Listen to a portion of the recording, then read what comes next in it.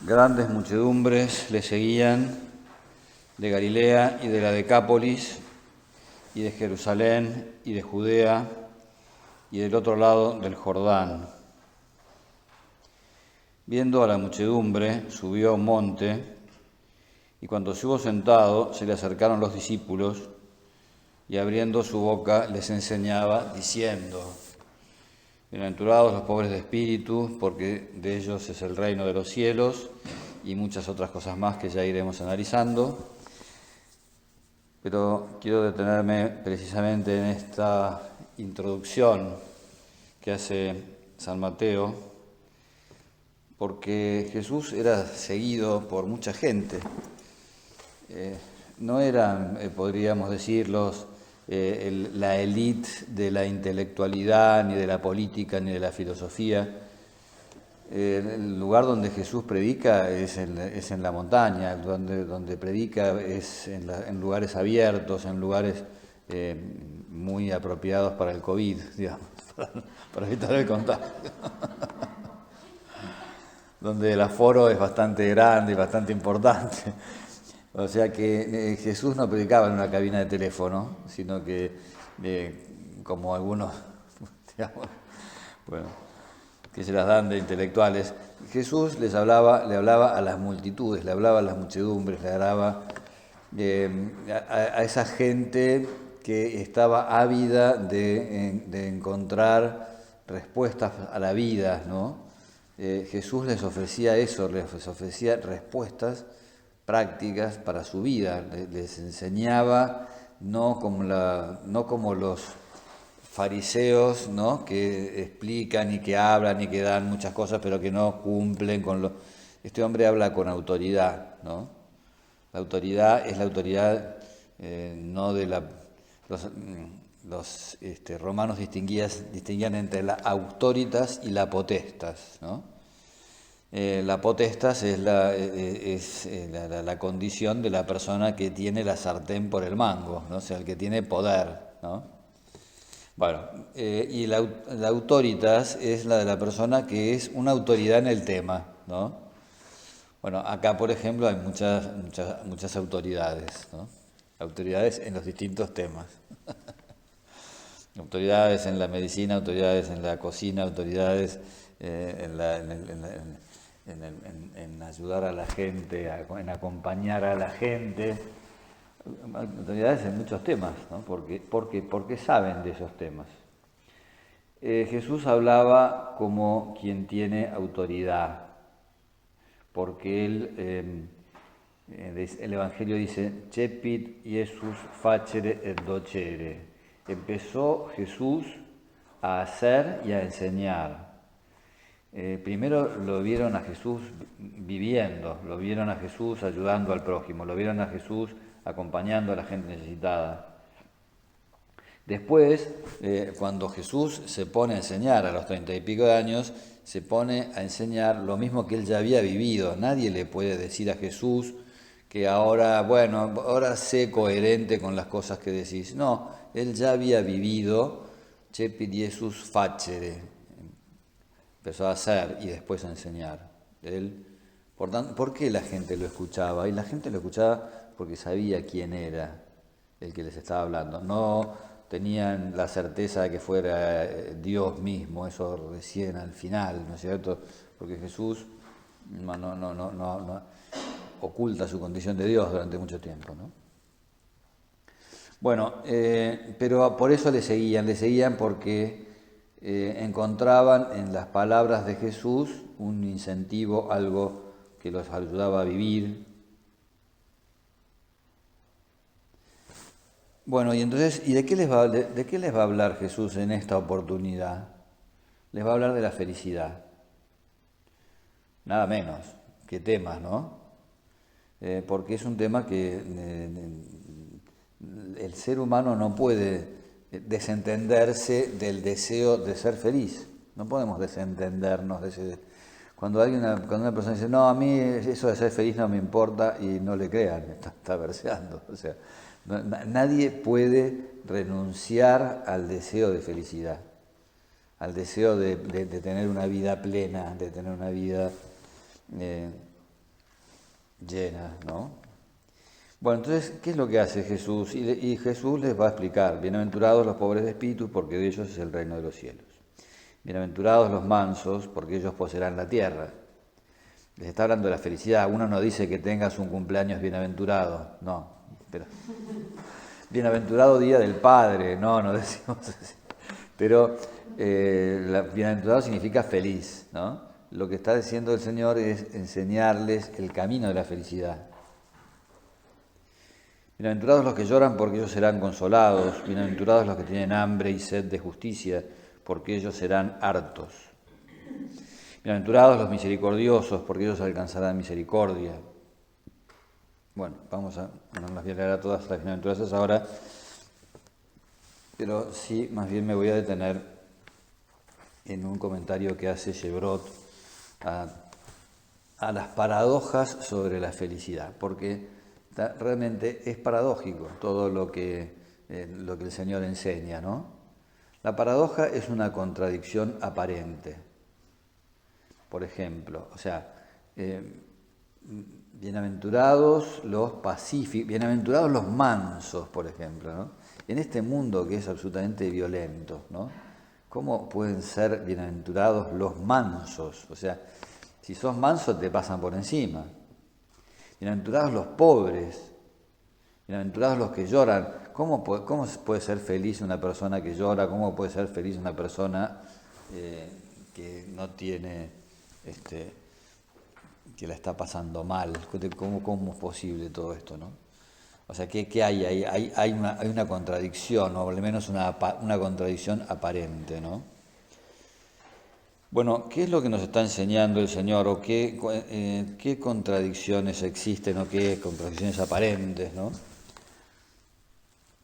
La primera manera de interpretar estas paradojas es la de saber que la felicidad no depende tanto de las cosas que a uno le sucedan como del modo en que uno afronta las cosas que a uno le suceden. Me viene de nuevo Mastro Piero a la cabeza. Dice, Mastro Piero chocó con la bici. Vuelve a leer y dice, Mastro Piero chocó con las vicisitudes, dice. Bueno, se topó con las dificultades de la vida, ¿no? Todos nosotros nos vamos a encontrar en la vida con dificultades. Nuestra felicidad no va a estar en la carencia de dificultades, en la ausencia de dificultades, sino que va a estar en el modo en el que nosotros afrontamos esas cosas, ¿no? No vamos a encontrar la felicidad en el cambio de instituciones o en el cambio de las leyes o en el cambio de las personas que gobiernan. O sea, hay cosas que facilitan, podríamos decir, que uno la pase bien, ¿no? Ahora, nuestra felicidad, tenemos nosotros el recurso de ser felices o la posibilidad de ser felices independientemente de esas cosas.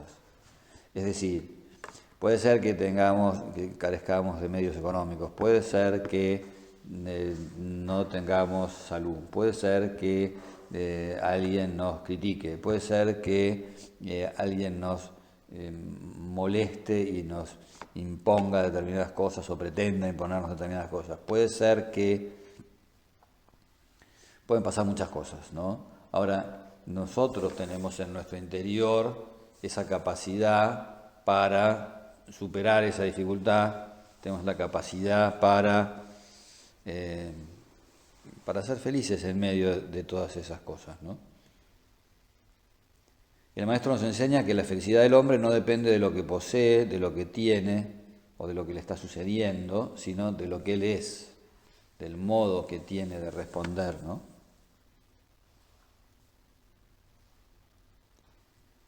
Esta felicidad no está subordinada al curso que toman los acontecimientos, sino a la manera como reaccionamos frente a ellos. Si vivimos como discípulos de Cristo, poseemos dentro de nosotros mismos los medios para ser dichosos. Segundo pensamiento, ¿no?, que trae aquí Shebrot. Dice, ¿sobre qué se basa esta felicidad? Sobre la certidumbre de que Dios nos ama infinitamente. Es decir, ¿por qué nosotros podemos sobrellevar las dificultades? ¿Por qué vamos a poder nosotros pasar por encima de todas estas carencias? Bueno, no solamente por nuestras propias fuerzas, sino vamos a poder hacerlo porque el Señor está con nosotros, porque el Señor nos ama, porque el amor de Dios es incondicional. Los que ahora sufren pueden ser felices porque saben que van a ser consolados por Dios. Los que ahora se privan de determinadas cosas saben que van a ser felices porque saben que Dios, como dice nuestro Padre, es buen pagador, porque nosotros sabemos que si nosotros entregamos algo en esta vida vamos a recibir, lo vamos a recibir duplicado o triplicado o 10 veces más. Jesús utiliza lo del 100 por 1 acá en esta vida, ¿no? Me encanta de vez en cuando acordarme de mi madre. Mamá, nosotros nunca hemos tenido un mango partido por la mitad, la familia, pero la vieja siempre tenía algo para dar. Entonces, bueno, alguien que golpeaba la puerta, siempre había 1 kilo de arroz para darle al que golpeaba la puerta, ¿no? O una camisa que todavía podía tirar un poquito más, pero bueno. Entonces nosotros, me acuerdo que mamá siempre hablaba del 100 por 1, ¿no? Entonces nosotros cuando éramos chicos no entendíamos de qué se trataba. Mamá, ¿qué es esto del 100 por 1? ¿Por qué decís 100 por 1? Entonces, bueno, siempre había alguna cosa que le llegaba a la vuelta, ¿no? Entonces, por ejemplo, le llegaba una retroactividad de la jubilación, que no se la esperaba. Jubilación de docente, o sea, retroactividad de la jubilación de docente, ¿qué puede ser? Son 2 mangos. O compraba 1 décimo de lotería y sacaba la terminación del décimo de lotería. O sea, no es que se sacaba el gordo de Navidad ahora, o el Kini, ninguna cosa de esas, ¿no? Pero bueno, y entonces a nosotros la escuchábamos, pero la vieja no decía demasiadas cosas, pero tiraba así esas ideas, ¿no? Entonces, subliminalmente nos iban quedando. Bueno, ¿en qué se basa esa felicidad? Se basa en la seguridad de que Dios es nuestro Padre, ¿no? Algunos podrían decir, bueno, pero entonces uno está comprando la felicidad del cielo con la infelicidad de la tierra. No. Lo mismo que nos va a hacer felices en el cielo es lo que nos hace felices en la tierra. Si en el cielo va a haber paz, aquí vamos a tener paz. Si en el cielo va a haber amor, aquí vamos a tener amor. Si en el cielo va a haber, fiesta, aquí también va a haber fiesta. O sea, no es que nosotros estamos comprando nuestra felicidad eterna con la infelicidad terrena. No, aquí también somos felices. Quizás no recibimos exactamente lo mismo que nosotros estamos pensando, o lo mismo que nos gustaría, o que nos resulta más agradable, pero sí vamos a... esa felicidad del cielo tiene su anticipo acá. Los que hemos dejado cosas, en la medida en que hemos dejado cosas, nosotros también experimentamos que tenemos un anticipo del cielo.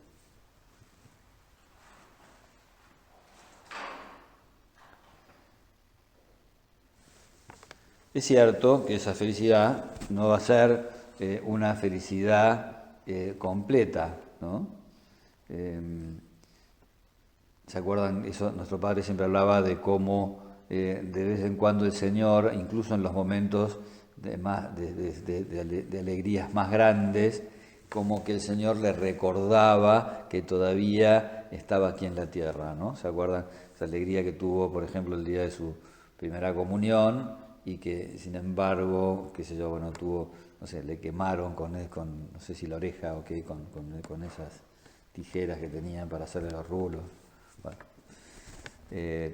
pero siempre, ¿no? El día de su primera misa, que le quería dar la comunión a su madre antes que a las demás, y siempre hay alguna vieja que se anticipa.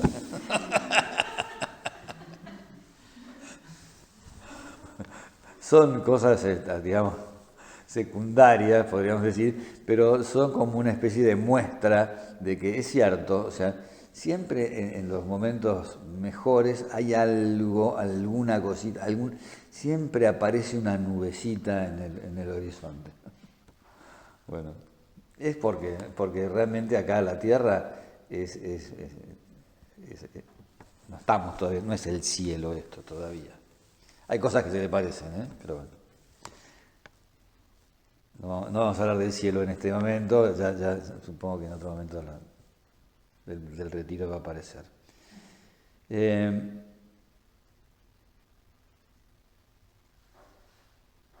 Evangelio, el Señor no nos dice que tenemos que elegir entre los bienes presentes y los bienes futuros.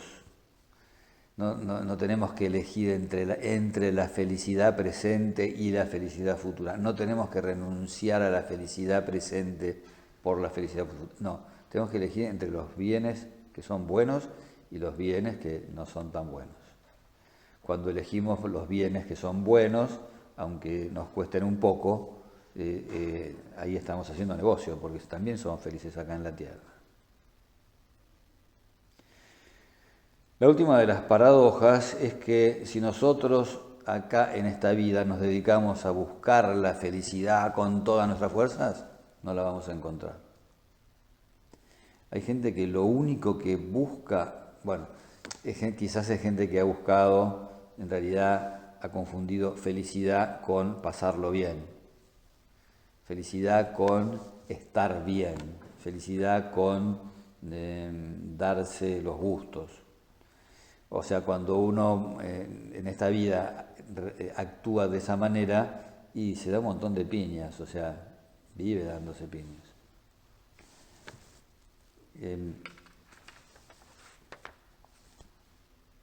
No sé si ustedes vieron la película que se llama El cuento de la comadreja. Es una película bastante, no sé si decir de humor negro, pero es tétrica. Es decir, es humorística, pero también es tétrica, tiene un final tremendo. Bueno, entonces, claro, hay un grupo son unas personas mayores que están en una casa enorme y entonces vienen dos ejecutivos de una empresa que quieren comprarle la casa, les hacen el verso, bueno, empiezan una especie de competencia, ¿no?, entre la brillantez de la juventud y la experiencia de la madurez. Entonces hay una que es de estas que es la que quiere comprar, y entonces que están en una mesa de billar, y entonces ella empieza a meter bochas en la tronera, ¿no? La verdad juega como los dioses.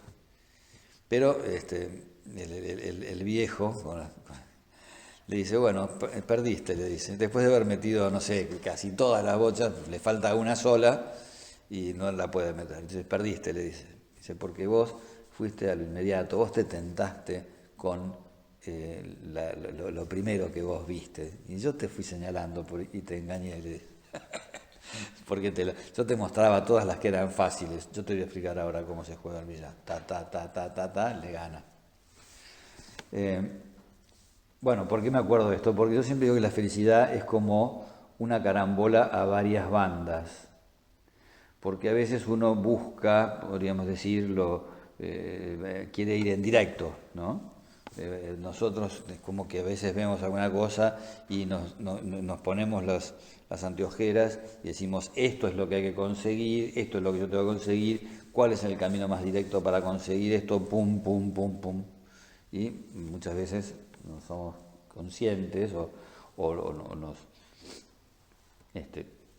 nos engañamos pensando, ¿no?, que el camino más directo es el mejor camino. Yo tengo que conseguir este objetivo y muchas veces nos hemos propuesto un objetivo y ese objetivo es un objetivo menor o es un objetivo que no es tan importante o hay cosas que verdaderamente tienen mucho más importancia que esa, ¿no?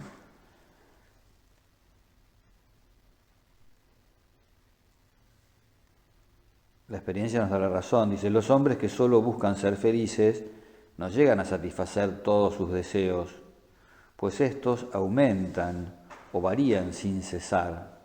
Es como la mutación del virus, ¿vieron? O sea, vos le ponés la vacuna a este virus y después te viene la nueva variante, la variante del África, la variante del Río de la Plata, la variante inglesa, la variante no sé qué cosa. O sea, te van mutando. Bueno, nuestros deseos también son así. O sea, ahora queremos esto y después queremos lo más allá y después lo otro. Y siempre, ¿vieron? A uno le falta algo, ¿no? Hay veces que nosotros deseamos algo con mucha fuerza y pusimos todas nuestras pilas para conseguirlo. Y después que uno lo consiguió, uno dice, era esto. Porque hay muchas, digamos, como diría yo, perlitas de colores, hay mucha billutería por ahí dando vuelta, ¿no? Entonces, hay gente que la billutería la recontracopa y pone toda la guita para comprar eso que al final no vale la pena, ¿no? Muchas veces nos encontramos con ese desencanto de aquello en lo que habíamos puesto todas nuestras ilusiones, nuestras esperanzas. No nos alcanzan. Y bueno, y después vamos apuntando a otros objetivos. La experiencia que nosotros tenemos es de que muchas veces, sabiendo esperar, sabiendo renunciar,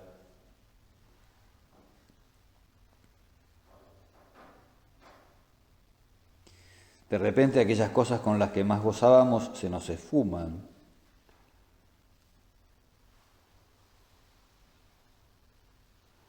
Bueno, la cuestión es que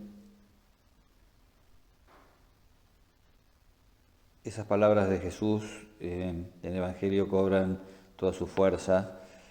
Buscad primero el reino de Dios y su justicia y todo lo demás se os dará por añadidura.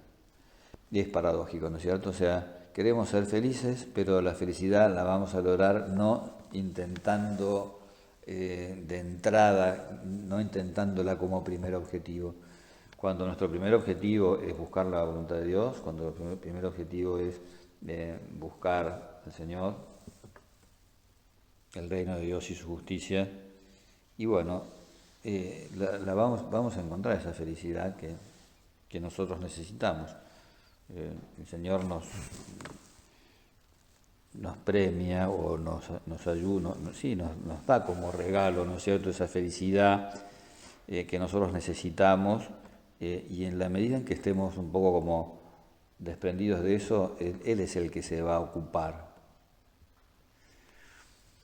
Hace unos años escuché lo que decía un cura a un matrimonio al que estaba casando, y le decía a ella, vos olvídate de ser feliz, Él se va a ocupar de tu felicidad. Y le decía a él, vos olvídate de tu felicidad, ella se va a ocupar de que vos seas feliz. La diferencia también hay una anécdota, ¿no? La diferencia entre el cielo y el infierno.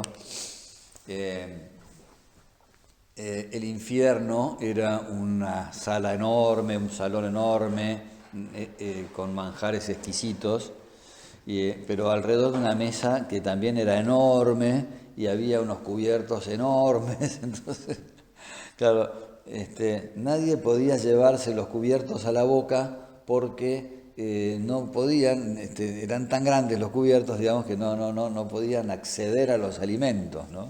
Bueno, entonces, eso era el infierno. ¿Y el cielo qué era? El mismo comedor, con los mismos alimentos, con los mismos instrumentos, con las mismas cosas, donde todo el mundo estaba feliz. ¿Por qué? Porque la persona que estaba enfrente le daba de comer al vecino, ¿no? O sea, era al revés, la gente no estaba intentando yo mandarme todos los manjares, ¿no? Entonces, el cielo y el infierno no son dos lugares en los cuales uno está instalado, ¿no es cierto? Uno con calefacción y otro donde se muere frío, o no es uno que es la playa y el otro que es el desierto, no, es el mismo lugar, el físico no es lo que hace el cielo o el infierno, es la actitud interior, es la disposición interior de amar o de ser egoísta.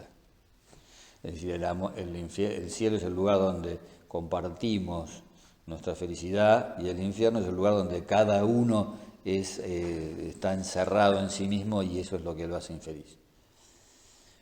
Bueno, no será este el tema, pero sí es la actitud, ¿no? O sea, la actitud de encontraremos la felicidad mucho más en la renuncia que en el querer pasar la bomba. ¿No? O sea, nos queremos pasar la bomba y nos agarran las decepciones y cuando renunciamos a nuestras cosas por amor a los demás terminamos siendo felices. Bueno, yo corto acá porque vamos a continuar con esta sesión. Es total. Sí, bueno, pidámosle al Señor que nos enseñe estas paradojas, ¿no? Que nos enseñe a aceptar estas paradojas que son las que verdaderamente nos hacen felices.